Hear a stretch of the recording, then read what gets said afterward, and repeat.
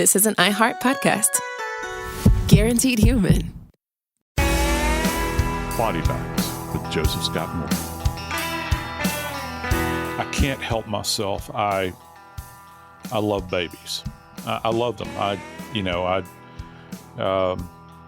like holding babies, and particularly my own. My grandbabies. Spend hours rocking them.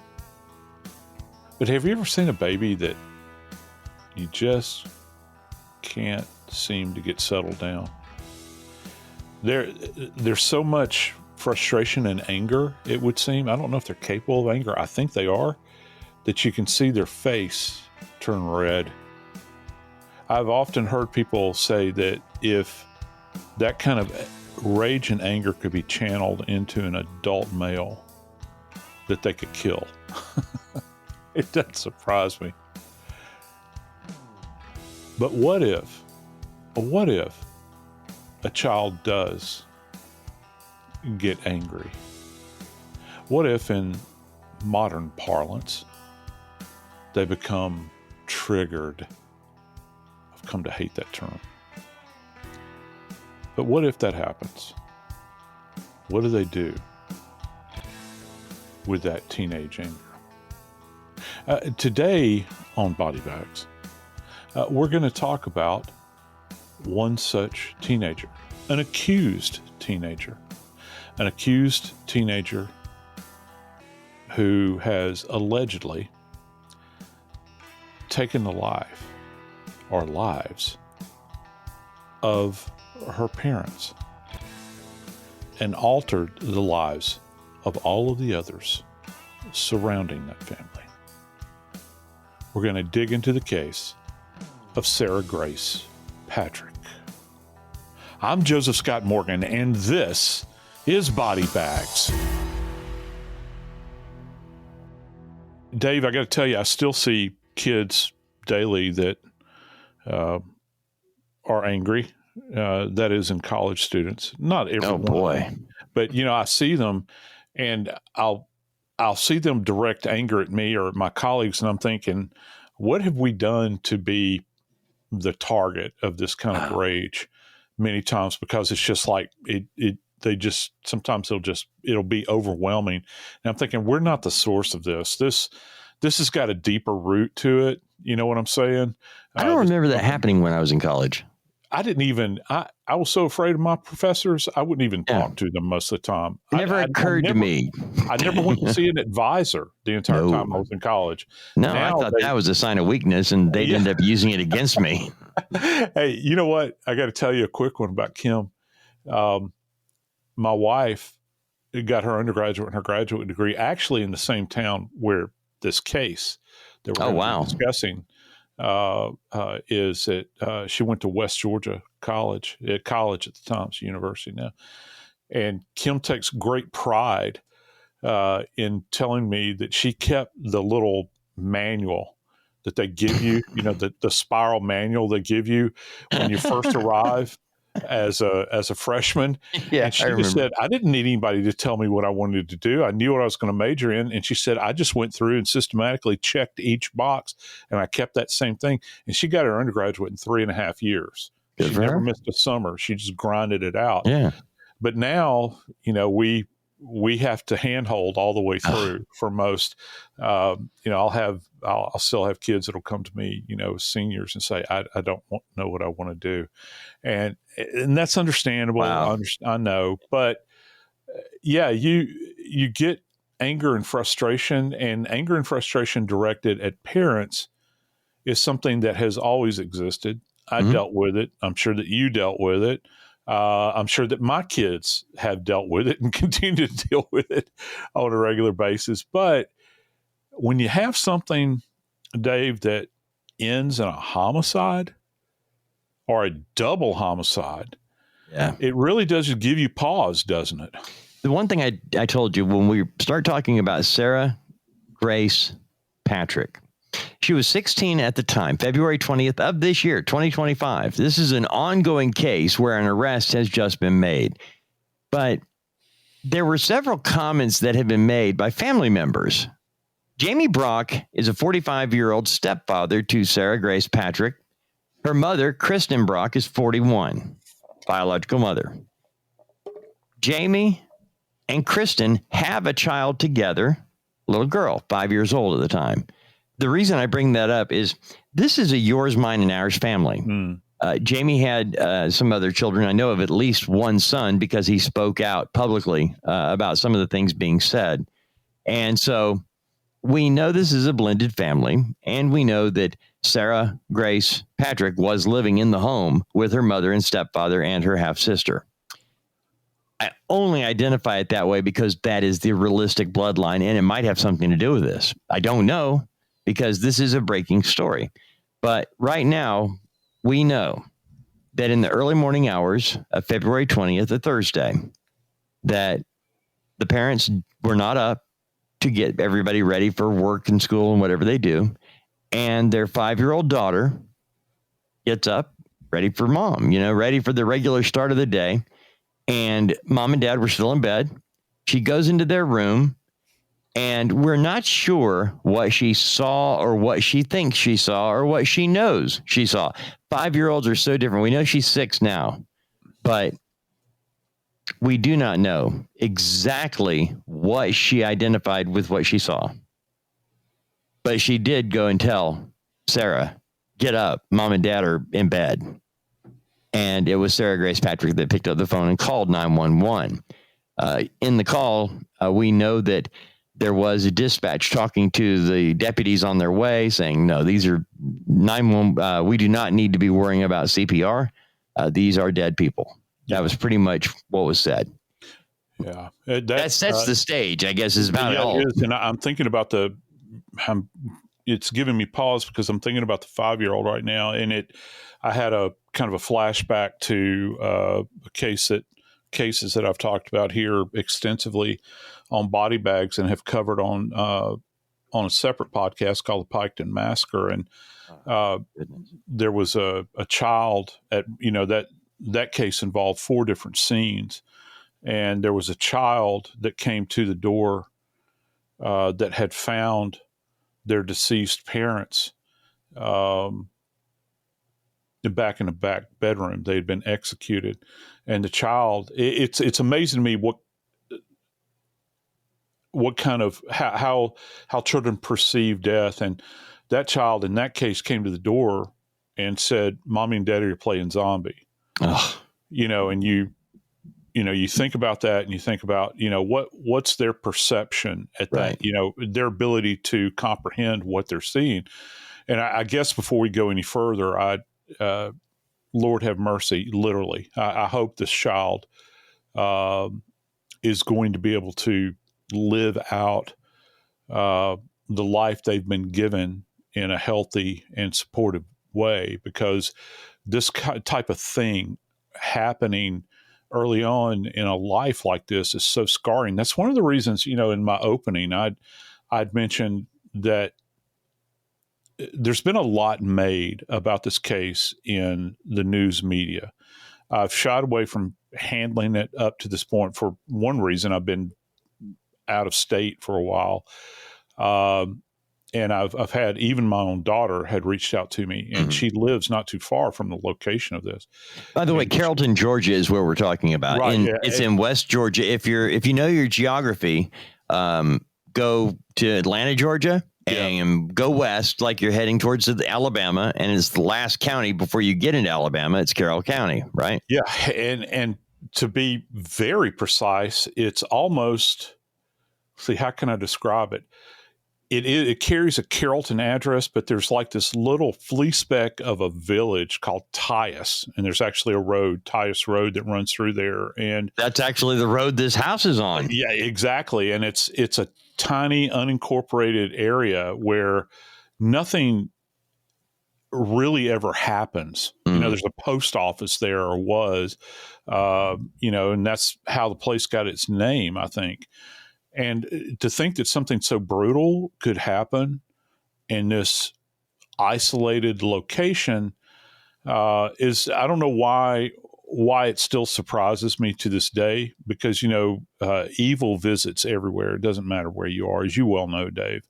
Nobody is immune to it. But when you see this level like this level of violence in the seemingly, kind of quiet, unassuming little out of the way place, it adds another level to this as far as fear goes. And I can only imagine the people that are surrounding this. So these actions that have allegedly been taken by the 16-year-old at the time have a ripple effect, and the least of which is not going to be the child, right? The child that discovered these bodies. They're going to bear these scars for the rest of their life, Dave. Let me ask you something, Joe, because when the dispatch at 911 call is made, and Sarah Grace Patrick is being very specific about the injuries that are suffered. These people are not alive. They are dead. CPR is not necessary. And the 911 dispatch is telling officers headed out that way. That's what they're going into. Now, do deputies or whoever is heading out to the scene, do they immediately call and say, okay, we've been told these things, gunshot wound, dead. Do they roll you? Do they roll forensics right then? Do they roll who goes to the scene? Or is it just deputies until they're there and clear, figure out we do have 2 dead bodies? How does that work? This is the way the radio traffic goes, and I can almost do it verbatim. Headquarters, this is Unit 1. Go ahead, Unit 1. Yeah, we've got 2 deceased individuals, and they won't say deceased. They'll use the code, and I'll give you an example. In Atlanta, it was a code 48. In New Orleans, it was code 27, I think 27. And they'll say we've got two 48s that are 10-7. 10-7 is radio code for out of service, and that will be used for the dead as well. So we've got 2 48s here. They're 10-7. We need to get CID and crime scene en route. And so that's the way the radio traffic. And when radio gets that information, they will literally reach out to the on-call. And in this case, it would be an on-call with probably Carroll County Sheriff's Department, CID, Criminal Investigation Division. Now, they could either be at headquarters, which this is the top of the day. We're going into the into the midday. So they're going to roll a crimes against persons detective out there. Okay. There'll be supervisors. They'll go ahead and get the crime scene techs en route. This would probably require more than one. They're going to be doing photography. Once CID gets out there and assesses the scene in a rural area like this, CID generally waits longer, and they'll say, go ahead and roll the coroner out here. And they'll get the coroner, because Carroll County does, in fact, have a coroner. They don't have a medical examiner. Now, the bodies, more than likely, would probably go to the state. So that means that the GBI, Georgia Bureau of Investigation, would probably get involved in this case to the degree that the state medical examiner is going to get involved. Now, my suspicion in a case that has been going on this long, Dave, which it has been. I mean, we're talking about months now. Yeah. I would imagine that they have at least sourced out or have asked for assistance from GBI agents. Yeah. You've already got their crime lab involved in it. So they're going to be analyzing any kind of physical evidence that's at the scene.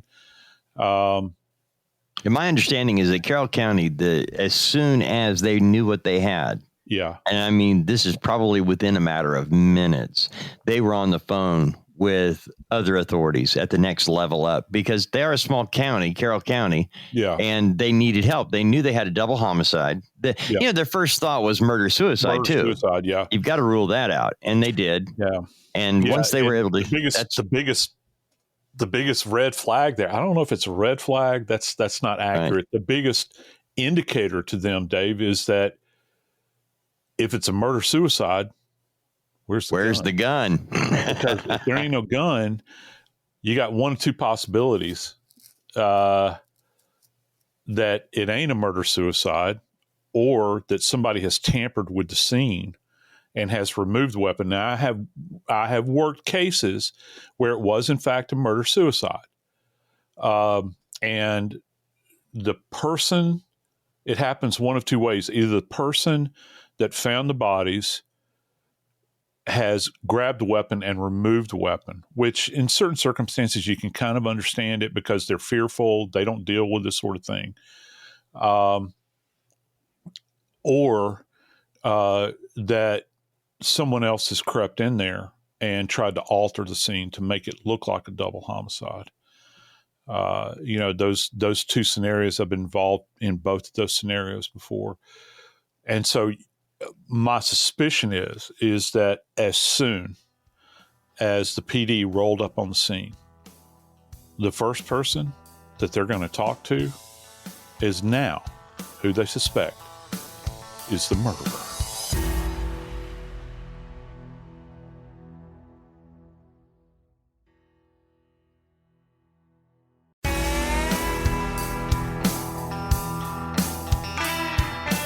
If I ever had my preference as far as the type of environment I had to work involving a homicide, I'm always going to land on indoors. It's outdoors. I use the term, I use it, I know too much, but the outdoor environments are so dynamic. First off, you're at the mercy of nature. Everything from animals to weather and the blistering heat. Not to say it doesn't get hot in people's houses, but the blistering heat, the blistering cold. You mentioned the weather, Joe. Remember the track meet out in Texas where we had Austin Metcalf? Stabbing, and it started raining, and they had to cover the area with stuff, and they actually covered with a blue tarp that they just police found. And one of the things they used to hold the tarp down ended up being the book bag of the suspect. Yeah. They had a knife that crime scene was messed up, not because of the police, but because of the weather immediately impacting that. I didn't even think about that when you started talking about environment really messing with things. I've got one that goes back further than that, and that's Trayvon Martin. Oh my goodness! They let his body lay out there, and it's Florida, as well as everybody. One thing you're going to encounter in Florida, other than bugs and heat, are rainstorms. And you can almost set your watch, can't you? In Florida by the rainstorms in the summer, and they let rain come down on his body. I never could understand that, because you can go into any catalog online that sells crime scene equipment.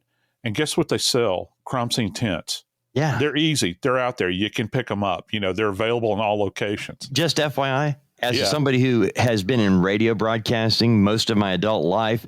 Yeah. Radio people are not known for being super intelligent. We have little pop-up tents that we could use that idiots like us could use. So, there's a way to keep this from happening. Yeah, no. And so when you've got a roof over your head, though. Right. It's so much more advantageous. I know that's rather obvious, but we begin to think about containment, and not just containment here. It's containment to now the entire home, just so folks understand. If you're working a crime scene inside of a structure, and say it's a multi-room structure, we're not talking about like an open garage, multi-room structure, the entire structure is still the crime scene. Even though the bodies might be in a bedroom, everything else is secured and treated like part of the crime scene, which it is. All right. So when you get in there to the bedroom, Joe, I'm thinking, based on the arrest of the daughter, a 16-year-old daughter, I'm thinking, and they were found in bed, that they were shot while they were asleep. That's what I'm thinking. I could be wrong, but that's what I'm thinking. And I'm picturing in my head blankets, sheet cover, pillows, maybe clothes. All of that is on top with the bodies underneath. And I'm thinking, how do you come into that environment and figure out, is this blood spatter here from the shot on this victim, on that victim? Where do you start when you walk into that to try to figure out what happened? It's not as simple as being able to walk in and say, oh, they're both shot. We can't find a gun, but their 16-year-old daughter has a lot of really weird TikTok videos. Let's arrest her and just beat the answer out of her. I mean, that doesn't work. You got to solve the crime. You got to work the scene, right? Yeah. And, my department is the science, and it will always be the science, because I think that in this whole universe, it's one of the most reliable things we have to fall back on, because people are, well, let's face it, they're liars. Mm-hmm. They'll deceive you. They do everything. And so for me, I will always turn back to the science in a case. And let's just take blood deposition in and of itself. It can be very dynamic. You can have, particularly when you have multiple bodies that are in a very tight space, you can have commingling of blood. You can have overlap where, let's say, you've got two individuals that are shot side by side. They can be showered with the blood of another person that is immediately adjacent. I reflect back to a triple homicide I had years ago that I worked that was probably about 20 miles away, about 25 miles away from where this one took place, in a town called Union City, Georgia, where I had three guys that were interlinked holding arms on a love seat. They were forced down by drug dealers, and they were all shot with the same weapon in the forehead, and it was a Colt Python. It was a .357 Magnum, and that created a tremendous amount of blood deposition, and it was all commingled on each one of them. So that's a good point. What you have to do is that you assume that that is going to be the case, and every layer, because you'd mentioned blankets, for instance, and we don't know because they're not releasing a lot of information here, right? Which is the way the GBI generally operates. I've been around them long enough to know that they only release bits of information as they see fit. I understand that completely, but you would work each layer. Let's just think about the bedclothes. Okay, you're going to take that top blanket off. Well, some of the considerations you have for that, they keep using the term multiple gunshot wounds. It's not.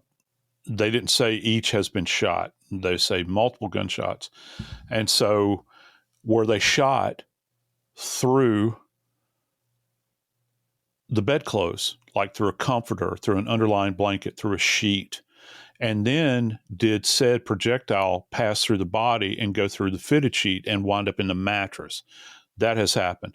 Or was the person at such an angle where they shot maybe below the chin, it passes through the comforter that's pulled up to the chin, goes through the skull and goes into the headboard? I've had that happen. So you get if you can just imagine like these laser lines, which we use, by the way, to pull trajectories with now, you can see them intersecting through the air. When you see that photograph of laser trajectories, it's really striking. I mean, it's really something. And you get an idea not just of the track of the bullet, but Dave, you also get an idea of the position of the shooter relative to the victims. What's the highest probability of where this individual not just would have been standing, but what position were they in? Do you think they were fully erect, firing downward into the body? Were they at a slight angle? Were they flat? Were they lower and shooting up? Did they crawl on the floor in there and shoot up at the individual? Because there's all kinds of possibilities that have to be entertained in this environment. And each one of these layers has to be removed. And we're just talking about the gunshot. We're not talking about the blood deposition. That would have to be examined by somebody separate to that. Okay? So you've got people examining the trajectories of the rounds, the range of fire.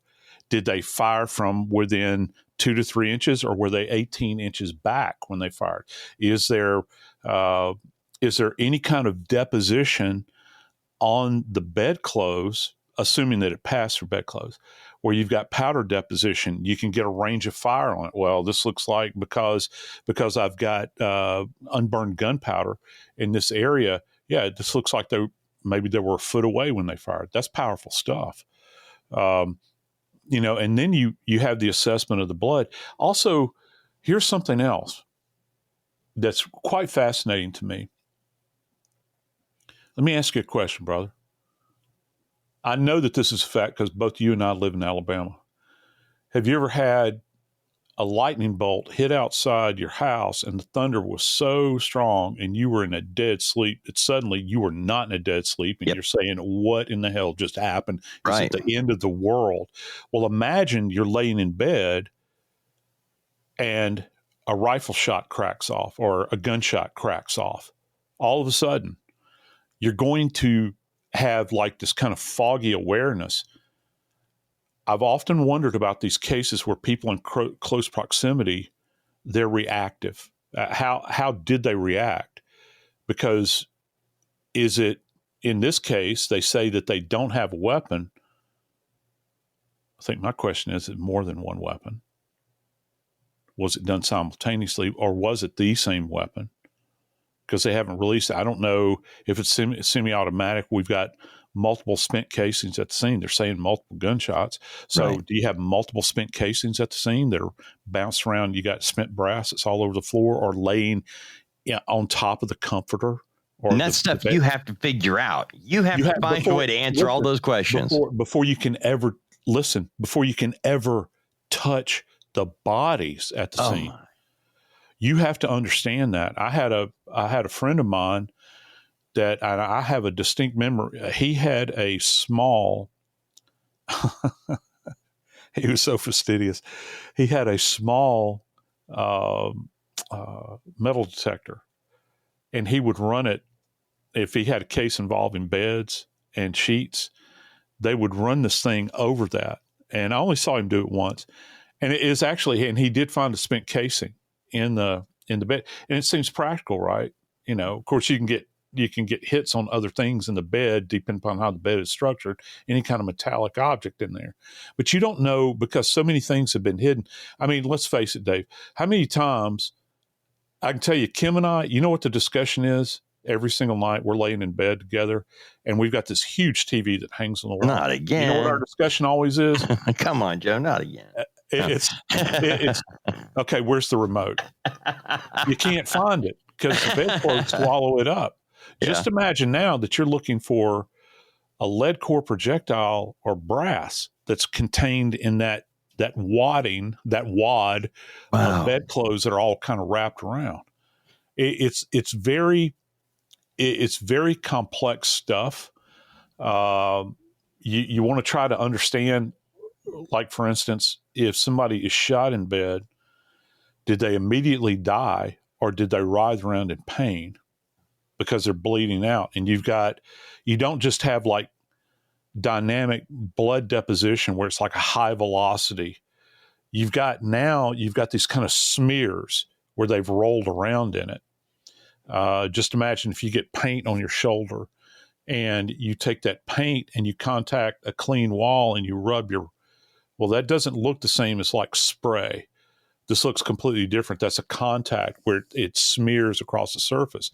Well, you get these smears in the bed as well, and that you can't just merely dismiss that. You'll see people that have had full awareness that they've been shot. I've had people where they have placed a hand over a defect in their own body, Dave, and gotten that blood on their own hand and then smeared it adjacent to their own body, and you can see their own handprint in their own blood because they're trying to stem, or they're trying to figure out where they're shot. Then they're trying to stem the bleeding. So yeah, it's a nutty environment to be in, and you have to look.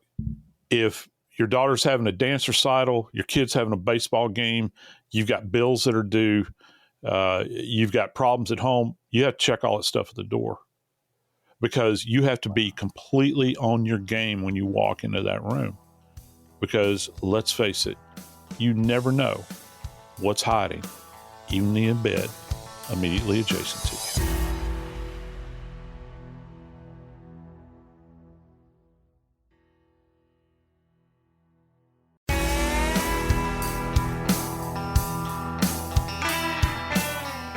Patricide is such an odd term. I mean, we have, all kinds of terms for many things involving death, but patricide is kind of chilling when you think about it. It's the killing of one's own parent or parents. I've worked many cases as an investigator. I think probably one of the most over the top. I had a guy that was the son of a local dentist, and the whole family worked in the dental office, save this one guy. His sister worked there. His mom and dad, his dad was the dentist. Mom had always been the receptionist. And he just came into his dad's office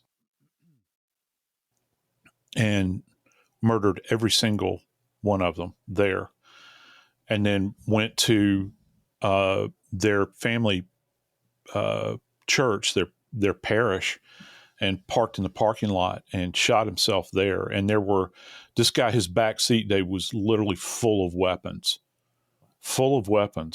And his sister, what was really weird, I'll never forget this. His sister, she looked like what your image of Snow White would be. She had I'll never forget, she had this kind of ivory colored skin and jet black hair, and it was bobbed. And we went to examine her body in the morgue. She was wearing a bra, and she had about 40 St. Christopher medals pinned to her bra. And she was really big. The family was they had a family altar in the house. Wow. They also had an indoor pool. I'll never forget this. And the pool was completely covered with green scum. It hadn't been swam in years. But the violence that he exacted on his family, it reaches another level. That's why we always talk about things like overkill. Mm-hmm.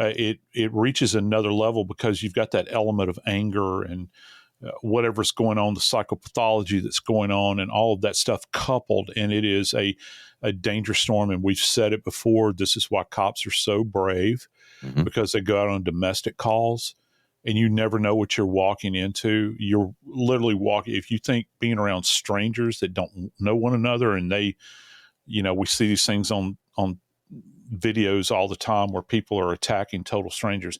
Nothing matches or compares to family violence. And we've had a lot of these cases over the years. Gypsy Rose Blanchard, for instance. I didn't think that we would, and there's still milk in this case. Oh yeah. The media is, I don't know how many individual stories have been told about it. Joe, a lot of it has to do with the media getting involved and getting sucked into a story.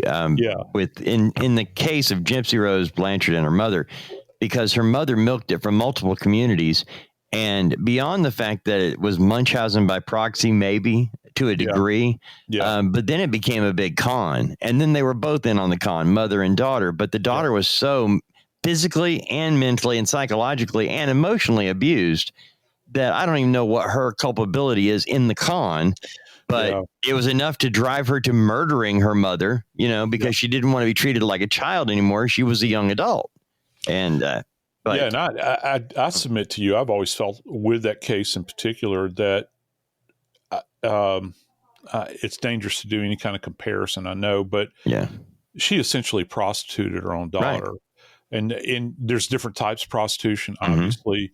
When you have this child that when she was a child, she was taught to behave as if she was younger than she was, and went through unnecessary surgeries. And I can't begin to imagine the idea that she had her salivary glands removed just in and of itself. If that doesn't make you angry, I don't know what. Now, does it justify what happened? No. And she drugged this kid into this thing who has his own problems. And he ends up going to prison the rest of his life. And she's already out of jail, married, and had a child. Yeah, I know. Talking about Gypsy Rose. I mean, Gypsy Rose's mom's dead, but. And somebody else that's in the news right now are the Menendez brothers. Oh, my gosh. And listen, they've been found guilty of a double homicide of their parents. You talk about high velocity. You're talking about both mom and dad being shotgunned to death in front of their kids. Yeah. But yet, I've done my time. I'm coming home, tied the yellow ribbon around the old oak tree.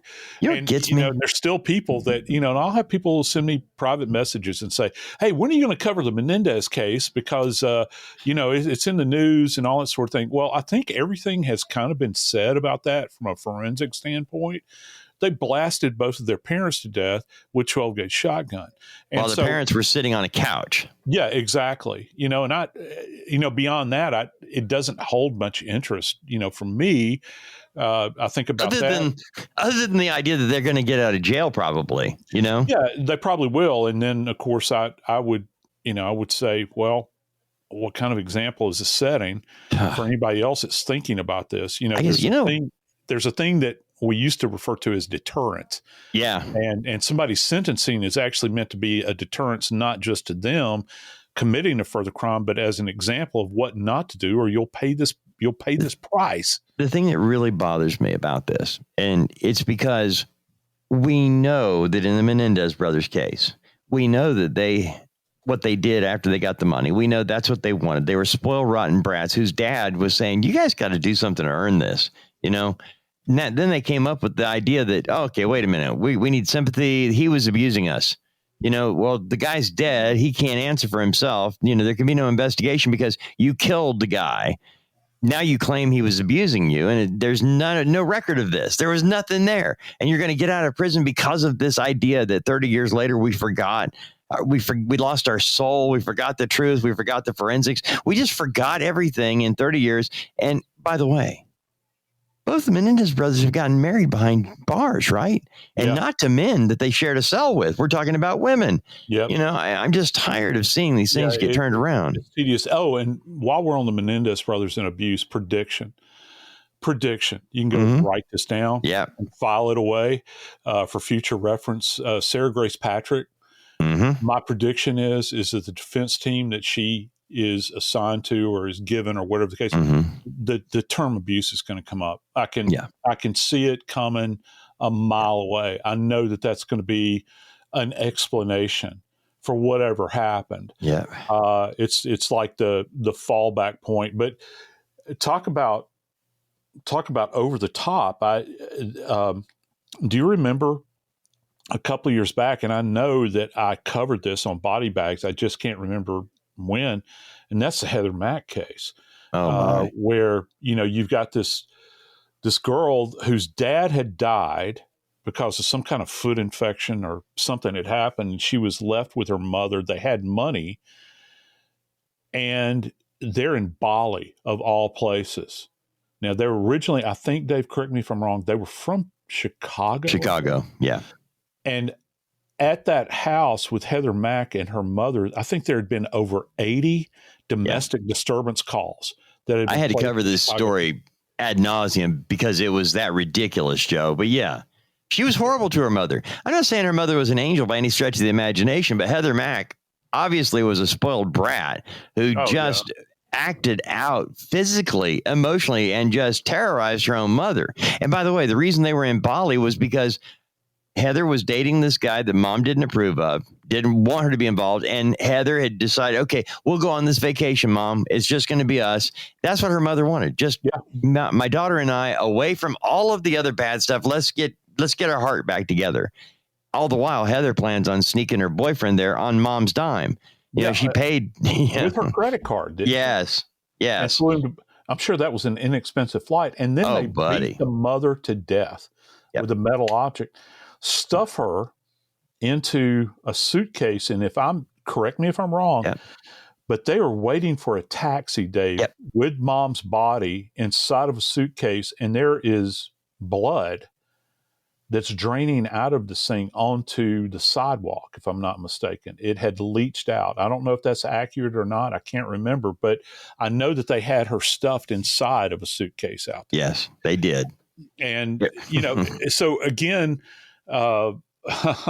this idea of killing one's parents is nothing new under the sun. But I can tell you this, from what we understand, Dave, and I'll let you expand on this just a wee bit, there has been some conversation that implies that there may be more than Sarah Grace Patrick involved in this double homicide. It was actually brought up at the press conference. Okay. Yeah, they actually, during the press conference announcing the arrest. Now, remember, you mentioned earlier, this has gone on for several months. The double homicide happened on February 20th, 2025, with no forced entry. Yeah. Parents are dead. 2 girls, a 16-year-old and a 5-year-old, in the house at the time police are called. And a small community, as you outlined, and people wanted answers. Who did this? How did it happen? And the police, they played it very close to the vest. And when they finally made the arrest, they announced that they had arrested now 17-year-old Sarah Grace Patrick. And when the press conference was ongoing, there was a question, is it closed? Is this it? And they're like, no, there might be more arrests. They left it at that. They did not go into it, but police they like to say, this is it. There is nothing else. This is the culprit. This is the person we suspect did all of this. There isn't anything else to see. We're focused on this. Yeah, y'all sleep safely tonight. Right. They want to say that. They didn't. That was the thing I think that you picked up on. I don't want to put words in your mouth. No, yeah. They didn't go to any lengths to kind of reassure the public, did they? Not at all. As a matter of fact, because I expected it.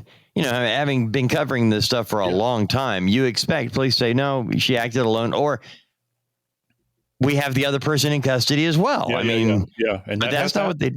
Yeah, but not here. Here they were like, no, there might be more arrests. We're not done. This is still, and that's when the police stop answering questions, say, hey, this is an ongoing investigation.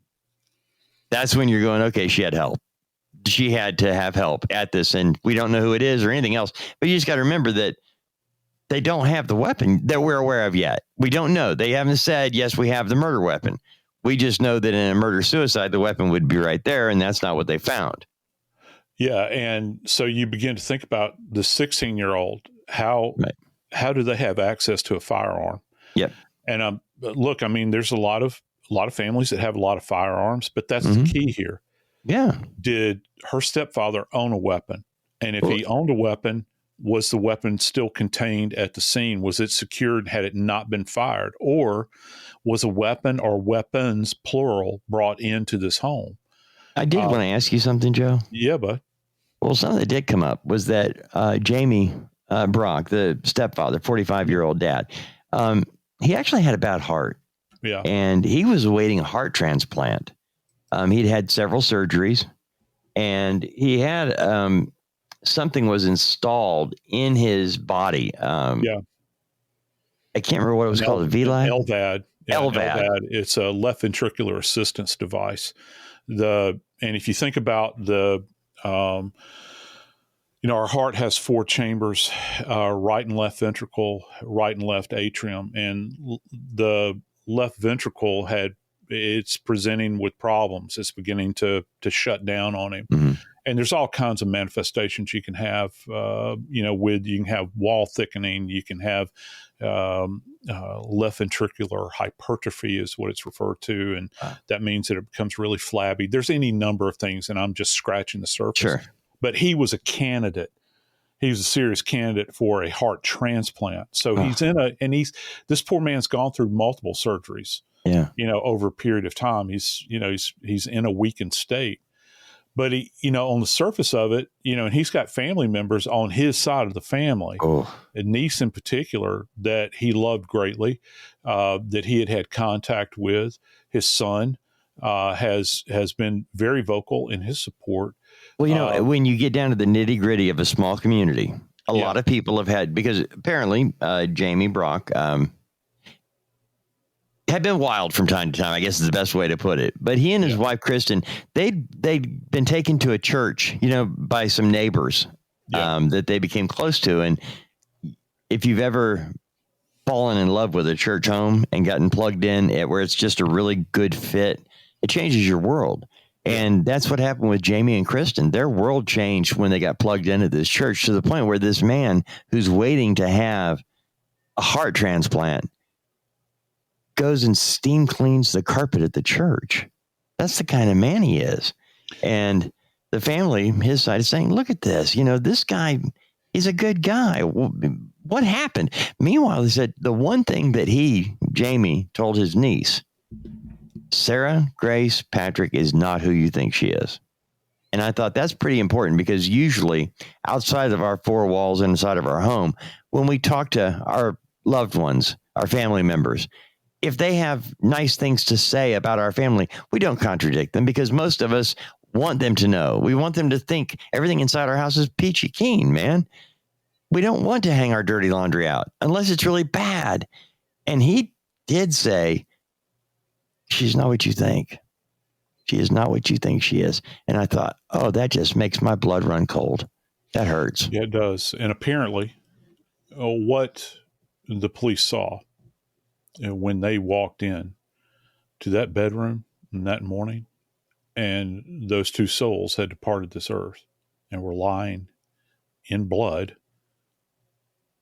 in their bed, went some distance to potentially verify that supposition. I'm Joseph Scott Morgan, and this is Body Bags.